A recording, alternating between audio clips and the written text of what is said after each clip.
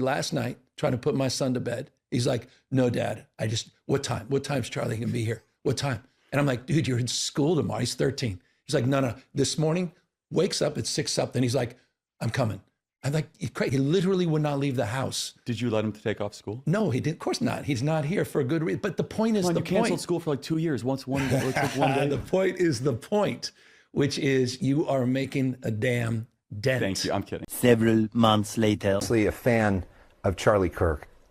What was the conversation like between you and your son after Charlie Kirk was assassinated? Well, he called me. I don't know how he got a phone, but he called me from school that day, really alarmed. And all his friends were around the phone that wanted me to somehow express or understand what was going on. He wanted to know if he was dead. He wasn't a fan of him as much as he was familiar with him. He is the fakest person I think I've ever met in my entire life. So synthetic, and honestly, that's very dangerous, like incredibly dangerous. Like he's the type of person that could just like stare at you like, oh yeah, I voted for Trump, and just like pass a lie detector test. that is very, very dangerous. You know, just stone cold, just like no inhibitions whatsoever when it comes to deceit or lying or misleading. But again, Gavin wants to be president. So this is him trying to recover from, the damage that he got after the podcast I had with him. Nothing I dislike more than the politician that sits there and lies to you. And we all just sit there rolling our eyes going, give me a break. What's up, y'all? Gerald here, creator of Gospel Chops and your host for this YouTube channel, back with another video. Now, y'all, we got to take a few minutes to talk about the biggest liar in California government, Gavin Newsom, who is out here trying to reinvent himself so he can sell himself to the nation for a presidential run in the next election. This man, he's such a con man. He's such a phony who had his foot on the necks of Californians during COVID.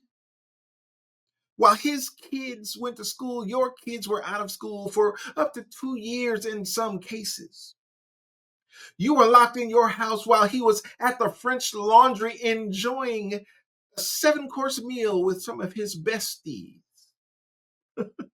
We have experienced tyranny in this state to the extent that $24 billion of taxpayer money has gone missing, unaccounted for, and Gavin has no answers. The money was supposedly allocated for homelessness and drug rehabilitation. But for some reason, homelessness has gotten worse. The drug problem in California has gotten worse. So where did the money go? Gavin Newsom says, I don't know.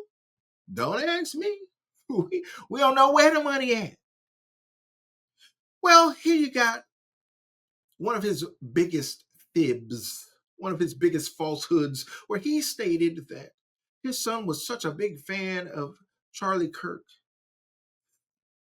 And now he's coming out trying to rehabilitate his image, and he's saying, well, maybe he wasn't such a fan.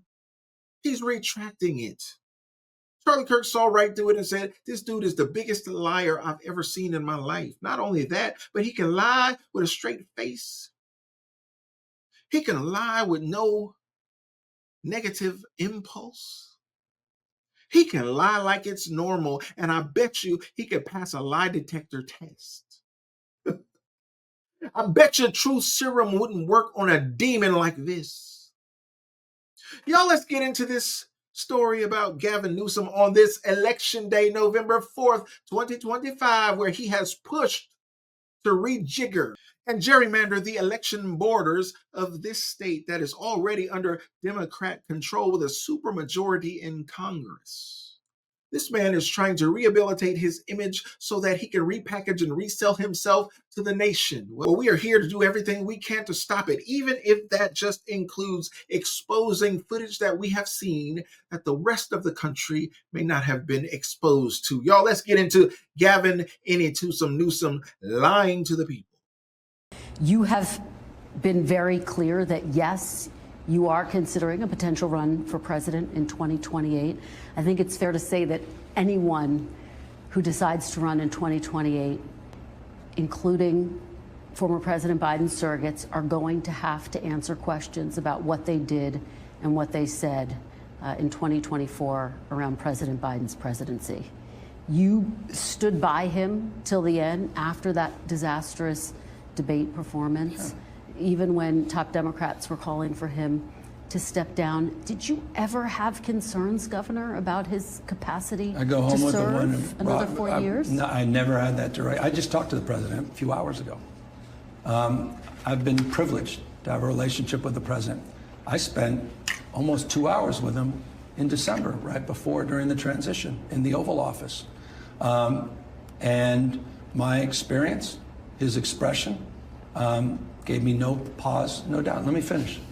I was proud to stand there, proud to make the case for 15.4 million jobs, proud to make the case for the Chips and Science Act, the industrial policy that was worker-centered, proud to make the case for an infrastructure package that actually delivered a real bill and is delivering real jobs all across this country. Proud to stand tall as he was a counter-prevailing point to President Xi and what they're doing in low-carbon green growth and how they're going to dominate the future as it relates to green energy. And he was a counter-prevailing point. I was proud of the fact that he supported 400 bipartisan bills. It did more for vets and has started to address the issue of gun violence. I was proud of that legislative package of accomplishments.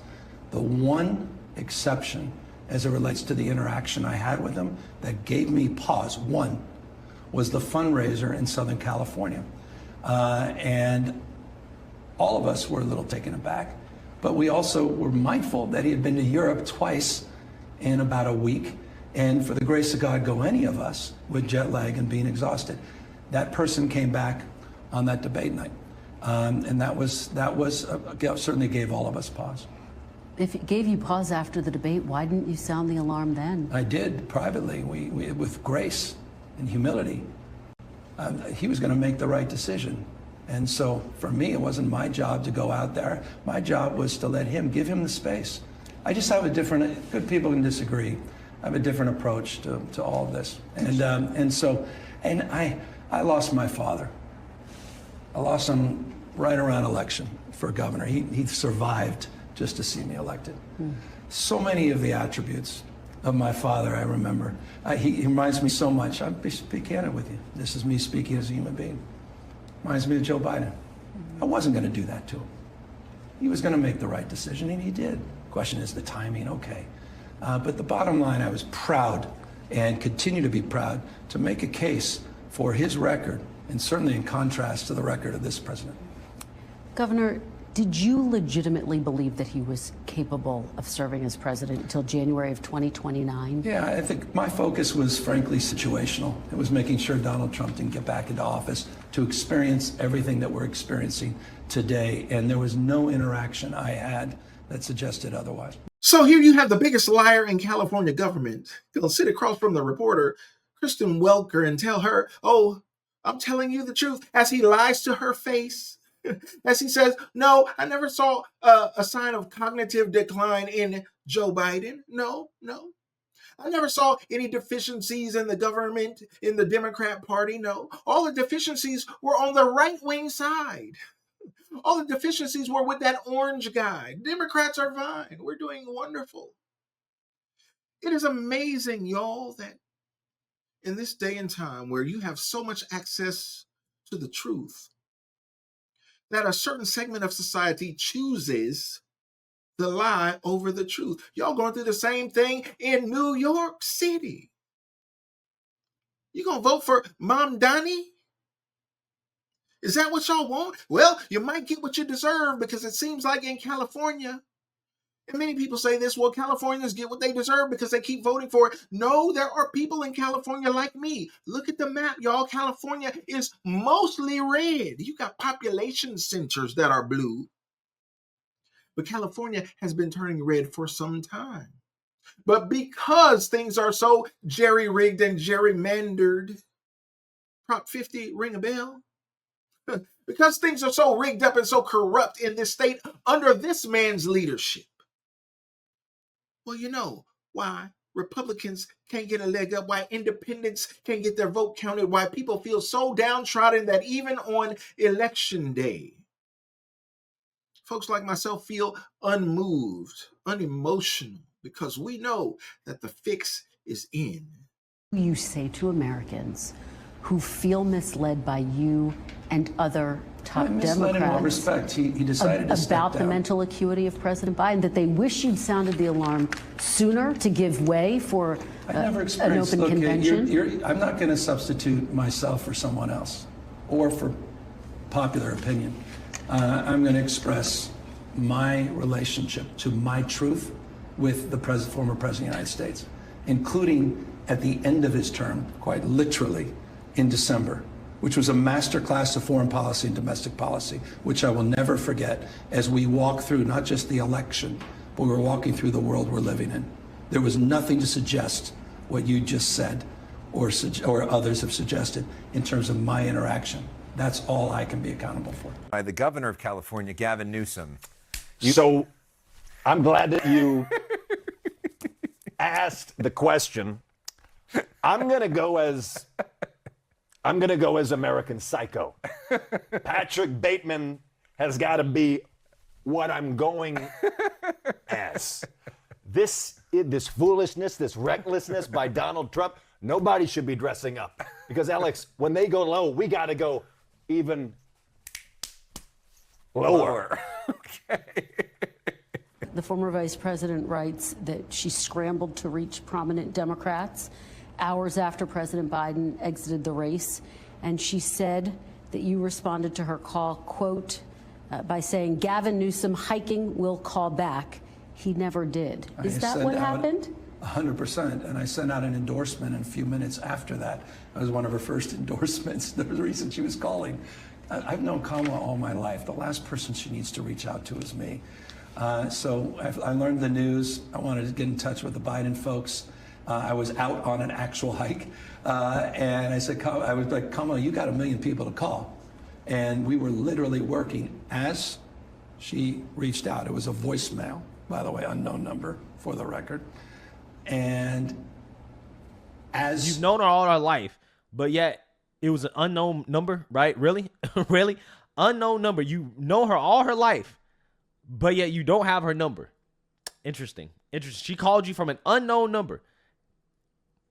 Wow. This dude can't even get his lies straight, bro. His lies don't even make sense. He did not want to endorse her. Like a lot of Democrats didn't want to endorse her because they don't really like her like that, right? I mean, that's probably what really happened. she was on to her next calls. We were already on to our press release endorsing her. So I don't even know why that was even in the book. Did you feel like she took a swipe at you in her book? It's all good.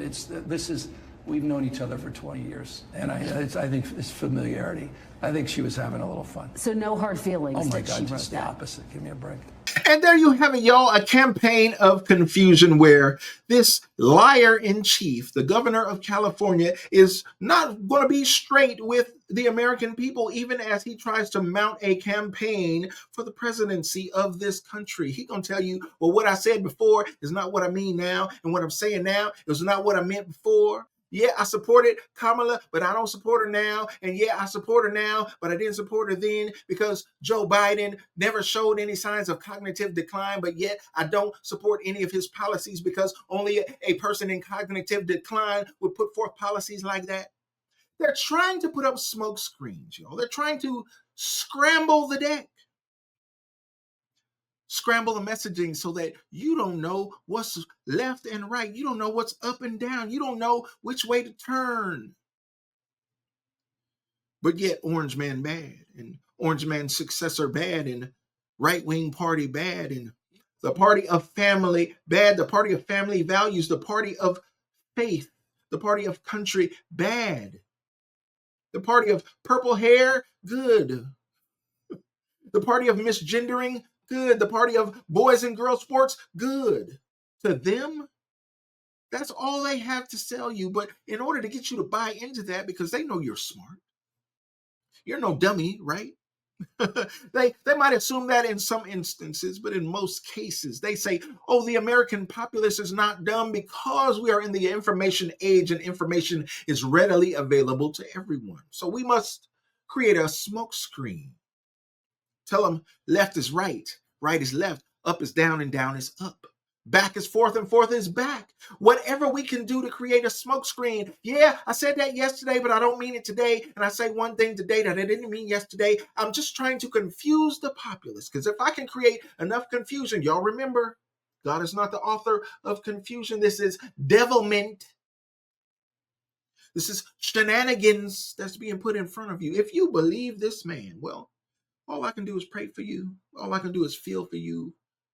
If you can't see what is going on, we are here on election day.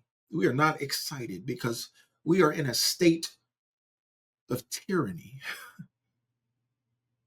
a state of Democrat supermajority, Democrat control, state of poverty, state of impoverishment, a state of left-wing degeneracy. That's what we're dealing with in this state under this man's leadership. And all I can do is sound the alarm on this platform and let you know what you're dealing with, what we're dealing with in this state, what you should be aware of, because he definitely going to be on the ballot. Now, he might be facing that Indian woman who claims to be a black woman on the ballot, and hopefully they will eat each other before they even get to the national stage. But if this man was to ever make it to the national candidacy for the presidency of the United States, I'm sure he would lie to your face, because that's who he's proven that he is, as he has mismanaged this state into a deficit that it may never recover from. And luckily, y'all, under the orange man, I just read a story that said Prop 50 to rejigger and gerrymander the voting lines of this state, y'all, they are launching a federal criminal investigation. So the story is not complete. The final chapter has not been written. And this man might be destroyed by his own hand before he even gets a chance. But it is my job to make you aware of what is going on the left coast. Y'all let me know what you think about this foolishness and the governor of this state. I'd love to know your thoughts in the comments. And don't forget to like the video, subscribe to the channel, and share the video so we can get more people involved in the conversation, y'all. And like I always say, always remember and never forget, without the gospel, it's just chops. Until next time. Peace.